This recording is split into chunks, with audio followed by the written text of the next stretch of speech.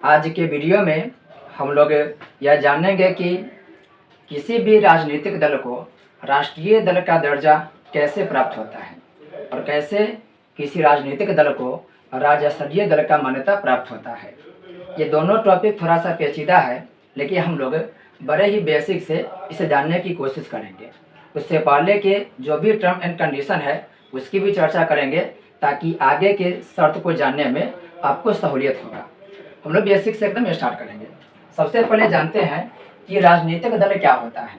याद रखेंगे, राजनीतिक दल लोगों के एक समूह होता है जिसका मुख्य काम होता है चुनाव लड़ना, और जब ये चुनाव में विजेता साबित होते हैं तब यह देश के शासन प्रशासन को संभालते हैं। यानी एक तरीक़ा से लोगों के कुछ समूह होते हैं जो चुनाव के उद्देश्य से बनाए जाते हैं। उन्हीं लोगों के समूह को हम लोग राजनीतिक दल बोलते हैं। अब हमारे यहाँ पर राजनीतिक दल की बात जब होता है तब देखते हैं कि बहुत प्रकार के हमारे यहाँ पर दल होते हैं। उसमें से एक होता है जिसे हम लोग राष्ट्रीय राजनीतिक दल बोलते हैं। एक होता है जिसे हम लोग राज्य स्तरीय राजनीतिक दल बोलते हैं, और कुछ दल को हम लोग रजिस्टर्ड या पंजीकृत दल बोलते हैं। यानी कि अलग अलग प्रकार के आप देख सकते हैं कि राजनीतिक दल को बांटा गया है। दुनिया में जितने भी देश है और जिस देश में लोकतंत्र है उस देश में अलग अलग प्रकार के राजनीतिक दल होते हैं। यानी कि दलीय व्यवस्था की बात करें तो दुनिया में जितने भी देश है उसे हम 3 भाग में बांटते हैं। एक ऐसा देश जहाँ पर केवल एक दल होता है उसे हम लोग एक दलीय व्यवस्था वाले देश बोलते हैं। जैसे आप लोग नाम सुने होंगे, भारत के पड़ोसी जो चीन है, उस चीन में एक दलीय व्यवस्था है। यानी कि यहाँ पर एक ही पार्टी है, कम्युनिस्ट पार्टी ऑफ चाइना, उसी के आधार पर वहाँ पर चुनाव निर्धारित होते हैं। एक होता है जिसे हम लोग द्विदलीय व्यवस्था वाले देश बोलते हैं। द्विदलीय व्यवस्था नाम से स्पष्ट है कि जिस देशों में 2 दल होगा उन देशों को हम लोग द्विदलीय व्यवस्था वाले देश बोलते हैं। हमारे इंग्लैंड और यूनाइटेड स्टेट ऑफ अमेरिका यानी कि यूएसए में द्विदलीय व्यवस्था है। हालांकि यहाँ पर अन्य भी दल है, लेकिन उन दल को कोई खास मान्यता है नहीं। कुछ खास उनका मान्यता नहीं होने की वजह से यहाँ पर 2 ही दलों का वर्चस्व है। तब से पूछा जाएगा कि कौन कौन देश में द्विदलीय व्यवस्था है, तब बोल सकते हैं इंग्लैंड और यूएसए। हालांकि इनके अलावा और भी देश है जहाँ पर द्विदलीय व्यवस्था है, लेकिन मुख्य रूप से आपको यही ध्यान रखना है, इंग्लैंड और अमेरिका में द्विदलीय व्यवस्था है। स्वाभाविक है कि 2 दल है तो एक दल अगर सत्ता प्राप्त कर पाता है तो दूसरा दल को विपक्ष में बैठना पड़ता है। यानी एक दल जीतती है तो दूसरे दल को हार के सामना करना पड़ता है। तीसरे नंबर पर हमारे यहाँ की व्यवस्था आता है, यानी कि बहुदलीय व्यवस्था। बहुदलीय व्यवस्था, ये जो बहुदलीय व्यवस्था है, नाम से स्पष्ट है कि यहाँ पर बहुत सारे दलों का निर्माण हो चुका है। जिस देश में 2 से अधिक दलों का स्थापना हो चुका है उसे हम लोग बहुदलीय व्यवस्था बोलते हैं। इसमें सबसे मेन हम लोग भारत को रखते हैं। तो भारत हो गया, पाकिस्तान हो गया, नेपाल हो गया, बांग्लादेश हो गया, इन सभी देशों में बहुदलीय व्यवस्था काम करता है। भारत की बात करें तो भारत में भी वर्तमान समय में आपको 6 राष्ट्रीय दल मिलेगा। 6 राष्ट्रीय दल, 50 से ऊपर आपको राज्य स्तरीय या क्षेत्रीय दल मिलेगा। और ऐसा कहा जाता है कि 2000 से अधिक आपको पंजीकृत पार्टी यानी कि रजिस्टर्ड पार्टी मिलेगा। ये आंकड़ा हमेशा बढ़ते घटते रहता है। अभी कुछ समय पहले तक हमारे देश में 8 राष्ट्रीय पार्टी था।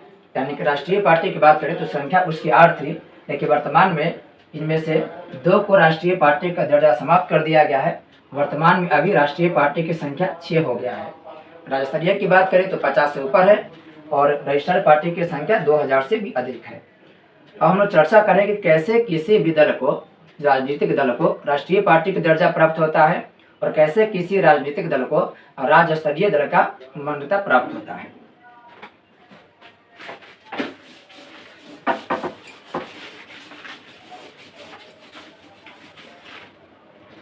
देखिए, कोई भी राजनीतिक दल जो होता है उसे मान्यता देने का काम चुनाव आयोग करती है। ये बात ध्यान रखेंगे कि हमारे देश में एक संस्था है जिसका नाम है चुनाव आयोग।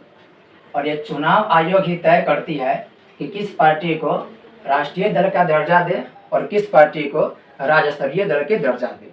यानी कि कुछ आवश्यक शर्त होता है और इन आवश्यक शर्तों को पूरा कर लेने के बाद ही चुनाव आयोग किसी राजनीतिक दल को राष्ट्रीय दल के दर्जा देते हैं और कुछ शर्त को पूरा कर लेने के बाद उसे हम लोग राज्य स्तरीय दल बोलते हैं और इसे भी मान्यता चुनाव आयोग प्रदान करता है। राज्य स्तरीय दल थोड़ा पेचीदा है लेकिन ध्यान से इसको समझेंगे। अब यहाँ पे राष्ट्रीय दल, किस दल को हम लोग राष्ट्रीय दल बोलेंगे। अब शर्त क्या है इसे ध्यान से समझेंगे। जैसे आप जानते होंगे कि हमारे देश में लोकसभा का चुनाव होता है और विधानसभा का चुनाव होता है। आपको पता होगा कि जो लोकसभा का चुनाव होता है वह प्रत्येक 5 वर्षों पर होता है और यह पूरे भारत में एक साथ होती है। ये पूरे भारत में एक साथ होती है। बात करें विधानसभा की, तो जितने भी राज्य में विधानसभा है, सभी राज्यों में विधानसभा है, उन सभी में 5 वर्ष के अंतराल पर चुनाव होती है। लेकिन अलग अलग राज्य में विधानसभा के चुनाव की जो तारीख होती है वो अलग अलग होती है। जैसे मान लेते हैं कि अभी इस महीने में बिहार विधानसभा का चुनाव है, तो हो सकता है कि अगले महीने यूपी विधानसभा का चुनाव हो, तो हो सकता है कि अगले साल किसी अन्य राज्य में विधानसभा के चुनाव हो।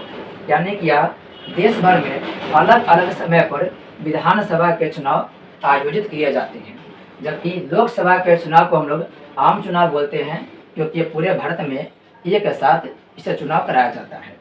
अब चुनाव आयोग कुछ शर्त दी है, उन शर्त को पूरा करने के बाद राजनीतिक दल को राष्ट्रीय दल के दर्जा प्राप्त कर देगा। क्या क्या शर्त है ध्यान से समझेंगे।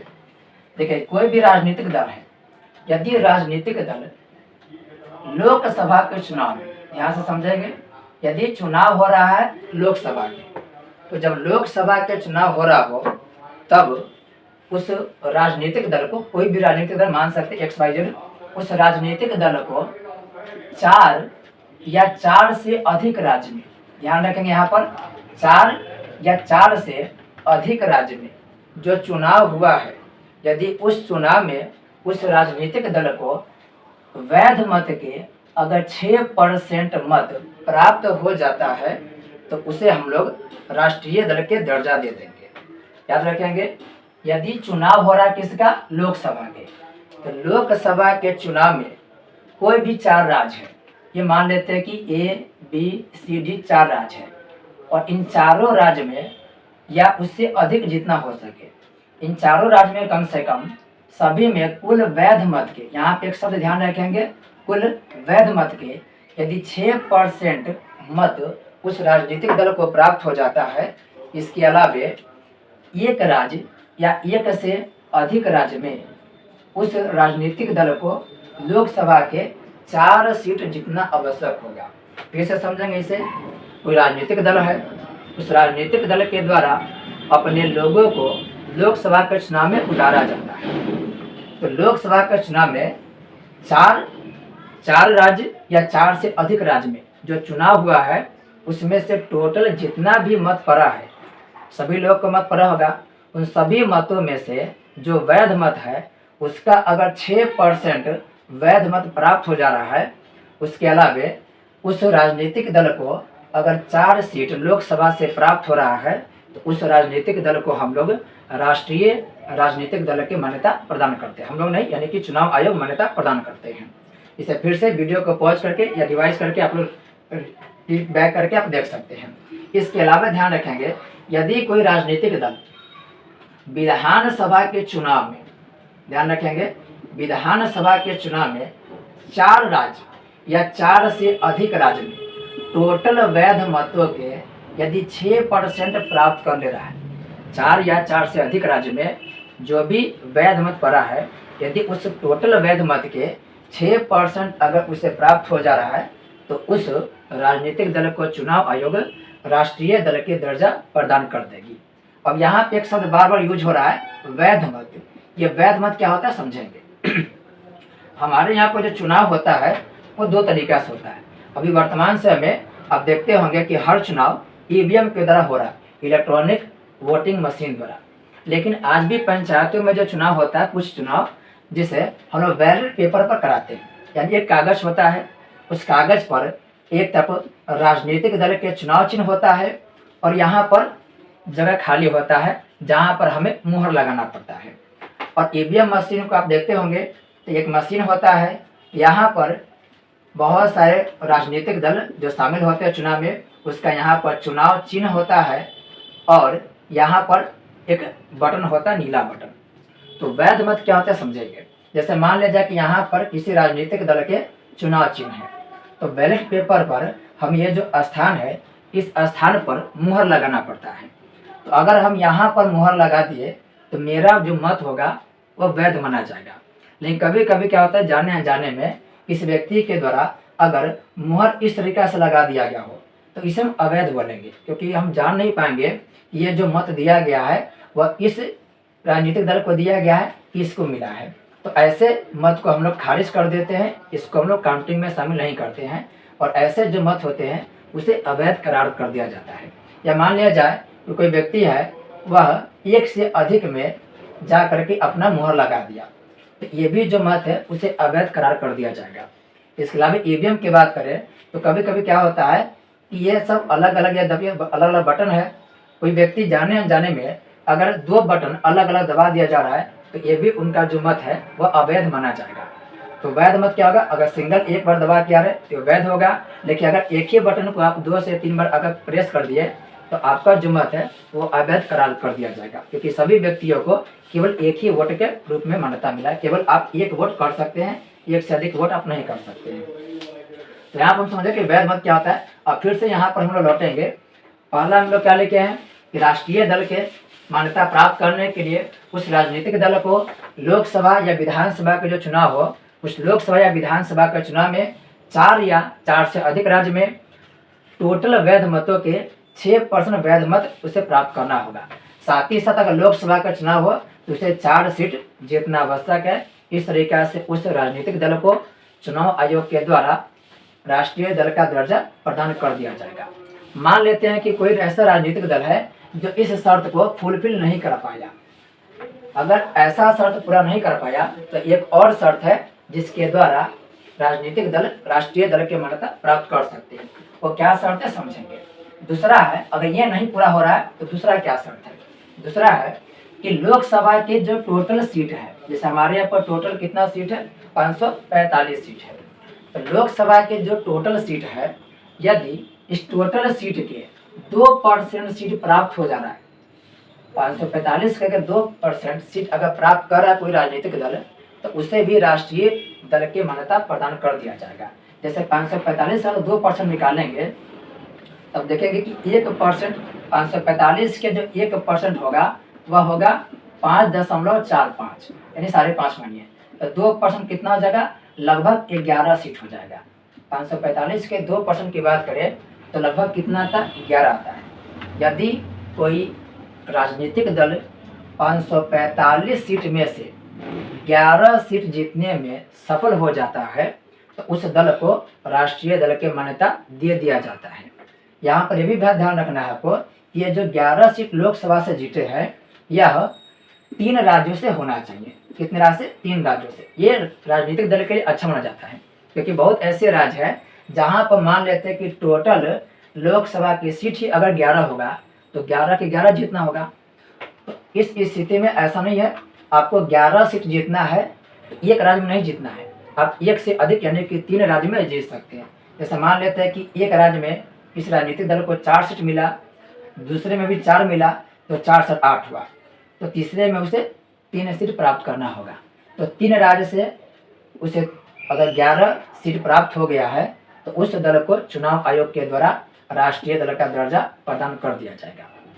अगर मान लेते हैं कि ये भी कंडीशन पूरा नहीं कर पाया, ये भी शर्त पूरा कर पाने में वह राष्ट्रीय दल असक्षम हो गया है, तो एक और शर्त दिया गया है। एक और शर्त क्या है उसे समझेंगे। तीसरा शर्त क्या है कि यदि 4 राज्य में किसी राजनीतिक दल को 4 राज्य में किसी राजनीतिक दल को अगर राज्य स्तरीय दल की मान्यता प्रदान कर दिया गया है, राज्य स्तरीय दल का मान्यता अगर प्रदान कर दिया गया है तो भी उसे राष्ट्रीय दल के रूप में घोषित कर दिया जाएगा। तो ध्यान रखिए, अगर आपके कोई पार्टी है, अगर उन पार्टी को 4 राज्य स्तरीय दल का मान्यता दे दिए है तो अपने आप ही वह राजनीतिक दल राष्ट्रीय दल के रूप में घोषित हो जाएगी। तो 3 शर्त है, तीनों में से कोई एक शर्त प्राप्त करके राजनीतिक दल राष्ट्रीय दल की मान्यता प्राप्त कर लेंगे। और हम चर्चा करेंगे कि कोई राजनीतिक दल को कैसे राज्य स्तरीय दल की मान्यता प्राप्त होता है। यहाँ पे राष्ट्रीय दल के देखे हैं, थोड़ा सा पेचीदा, लेकिन आप इसे रिवर्स करके वीडियो को पॉज करके आप इसे आसानी से समझ सकते हैं। और राज्य स्तरीय दल के बारे में चर्चा करें तो सबसे पहले अगर मान लेते हैं कि किसी राज्य में विधानसभा के चुनाव हो रहा है, तो विधानसभा के चुनाव अगर हो रहा है तो जिस भी राज्य में हो रहा है, मान लेकर चलिए कि बिहार में विधानसभा का चुनाव हो रहा है, तो बिहार में विधानसभा का चुनाव जब हुआ तो इस विधानसभा के चुनाव में जो राजनीतिक दल है, अगर उस राजनीतिक दल को कुल वैध मत के 6% वोट अगर मिल जाना है, कुल वैध मत के यदि 6% मत प्राप्त हो जा रहा है, इसके अलावे विधानसभा के अगर उसे 2 सीट प्राप्त हो जा रहा है, जैसे बिहार में विधानसभा की टोटल 243 सीट है, तो 243 में से अगर वह राजनीतिक दल 2 सीट जीतने में कामयाब हो जा रहा है तो उस दल को राज्य स्तरीय दल के दर्जा प्राप्त हो जाएगा। फिर से सुनेंगे, विधानसभा का चुनाव अगर हो रहा है, उस विधानसभा के चुनाव में उसे कुल वैध मतों के 6% वैध मत प्राप्त करना होगा।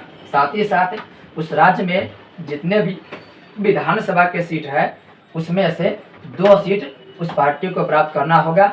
इस तरीका से उसे राज्य स्तरीय दल के मान्यता प्रदान कर दिया जाएगा। प्रदान कौन करेंगे? तो ये चुनाव आयोग प्रदान करेंगे। दूसरा क्या शर्त है? अगर यह नहीं पूरा हो रहा है तो दूसरा क्या शर्त है? अगर लोकसभा का चुनाव हो रहा है, लोकसभा के हमारे यहाँ पर यानी बिहार में लोकसभा के सीट के टोटल संख्या कितना 40 है, तो लोकसभा का चुनाव हो रहा है। अब इस लोकसभा के चुनाव में टोटल वैध मत के उसे 6% वैध मत प्राप्त करना होगा। टोटल वैध मत क्या करना पड़ेगा? प्राप्त करना होगा। दूसरा, लोकसभा के जो भी राज्य में लोकसभा का चुनाव हो रहा है, जैसे बिहार की बात करें तो बिहार में 40 लोकसभा के सीट है, तो उसे टोटल 40 सीट में से 1 सीट प्राप्त करना होगा, यानी कि 1 सांसद बनना होगा। तो 1 सीट और 6% वैध मत अगर प्राप्त हो जा रहा है तो उस राजनीतिक दल को राज्य स्तरीय राजनीतिक दल की मान्यता प्राप्त हो जाएगा।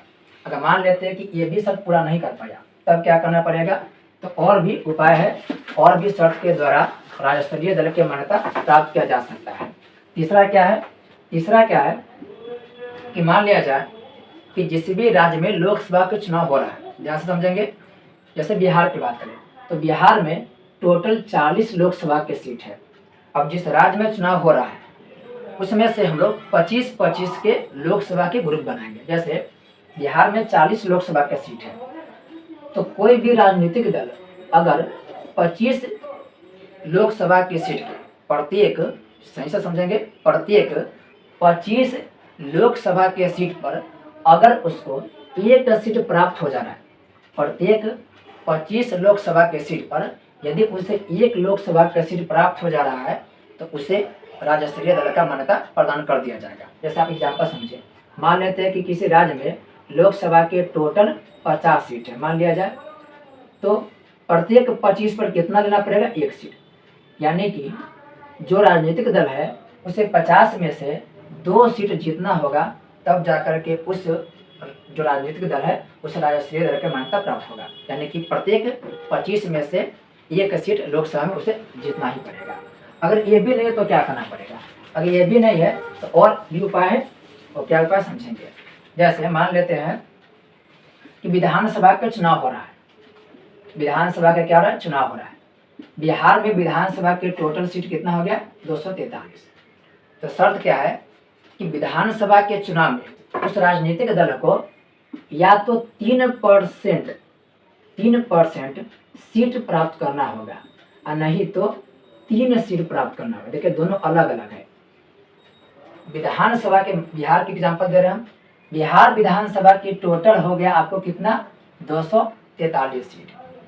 तो यदि आपको राज्य स्तरीय दल की मान्यता चाहिए तो आपके पार्टी को 243 के या तो 3% सीट प्राप्त कीजिए और नहीं तो टोटल विधानसभा सीट के आपको 3 सीट प्राप्त करना होगा। लेकिन शर्त यह है कि दोनों में से जो भी ज़्यादा हो, या तो 3% ज़्यादा हो या 3 सीट ज़्यादा हो, दोनों में से जो भी ज़्यादा हो, दोनों में से जो भी ज़्यादा हो वही शर्त पूरा करना पड़ेगा। जैसे समझिए 243 सीट है, इसका 3% निकालेंगे तो इसका 1% हो गया 2.43। तो 3% समझिए कि 2×6, लगभग लगभग मान लिया जाए कि लगभग आप मान कि 8 के आसपास। विधानसभा के चुनाव हो रहा है, एक पार्टी को राज्य स्तरीय दल की मान्यता चाहिए, तो बिहार के उस पार्टी को 243 में से 8 सीट पर जीत हासिल करना पड़ेगा, तब जाके उसे राज्य स्तरीय पार्टी का मान्यता प्रदान कर दिया जाएगा। तो इस कंडीशन में 3% ज़्यादा है, ना कि 3 सीट, तो उसे 3% सीट प्राप्त करना होगा, तब जाके उसे राज्य स्तरीय दल का मान्यता प्राप्त होगा। मान लेते हैं किसी राज्य में 60 सीट है और 60 के अगर 3% निकालेंगे तो यह हो जाएगा लगभग 1.8, यानी कि लगभग 2 के आसपास। तो यहाँ पर 2 सीट और यहाँ पर 3 सीट, तो यहाँ पर 3 सीट ज़्यादा है, न कि 3% ज़्यादा है। तो यहाँ पर आपको 3 सीट प्राप्त करना आवश्यक होगा। 3 सीट अगर मिलेगा, क्योंकि 3 सीट ज़्यादा है, तो उस राजनीतिक दल को राज्य स्तरीय दल की मान्यता प्रदान हो जाएगा। अगर नहीं समझ में आ रहा तो आप वीडियो को क्या करेंगे, फिर से स्लो करके बैक करके आप देख सकते हैं, आसानी से समझाया जा रहा है, थोड़ा सा बैक करके आप समझने की कोशिश करेंगे। अगर ये सब भी नहीं पूरा हो रहा तब क्या करेंगे, इतने शर्त है, इन शर्तों को नहीं पूरा कर पाए, उसके अलावा भी एक और शर्त जोड़ा गया सन 2011 ईस्वी में। क्या जोड़ा गया कि यदि विधानसभा के चुनाव में या लोकसभा का चुनाव हो रहा है, तो लोकसभा का चुनाव हो या विधानसभा के, यदि विधानसभा का चुनाव हो रहा है तो टोटल वैध मत के यदि 8% वैध मत अगर वह पार्टी प्राप्त कर ले रहा है तो उसे राज्य स्तरीय पार्टी बना दिया जाएगा। लोकसभा कैसा कैसे है, 8% वैध मत के प्राप्त कीजिए, इसमें सीट जीतने की बात नहीं कहा गया है, केवल आप कुल वैध मतों के 8% मत प्राप्त कीजिए वैध मत के, और आपकी पार्टी जो है वो राज्य स्तरीय पार्टी बन जाएगा। ये कुल शर्तें हैं, इन शर्तों के साथ राष्ट्रीय दल और राष्ट्रीय दल कोई भी पार्टी बन सकते हैं। अब हम चर्चा करेंगे कि वर्तमान में कौन कौन सी ऐसी पार्टी है जो राष्ट्रीय पार्टी है, क्योंकि राज्य स्तरीय पार्टी बहुत है तो उसकी चर्चा हम लोग नहीं करेंगे। तो सबसे पहला है भारतीय राष्ट्रीय कांग्रेस। भारतीय राष्ट्रीय कांग्रेस, ये जो भारतीय राष्ट्रीय कांग्रेस है ये बना 1885 में। इसका चुनाव चिन्ह हो गया हाथ का पंजा। हाथ का पंजा, ये जो पार्टी है राष्ट्रीय पार्टी है, भारत की सबसे पुरानी पार्टी यही है।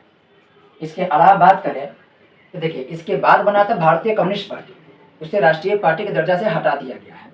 एक है Bharatiya Janata party BJP, Bharatiya Janata party या जनता दल भी लिख सकते हैं। ये बना था 1980 में।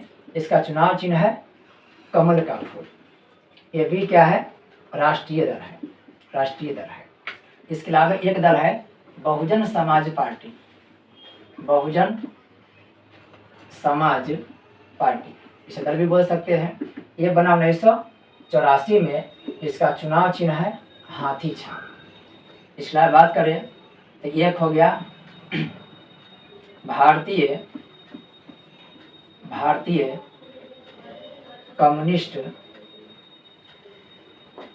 कम्युनिस्ट मार्क्सवादी पार्टी।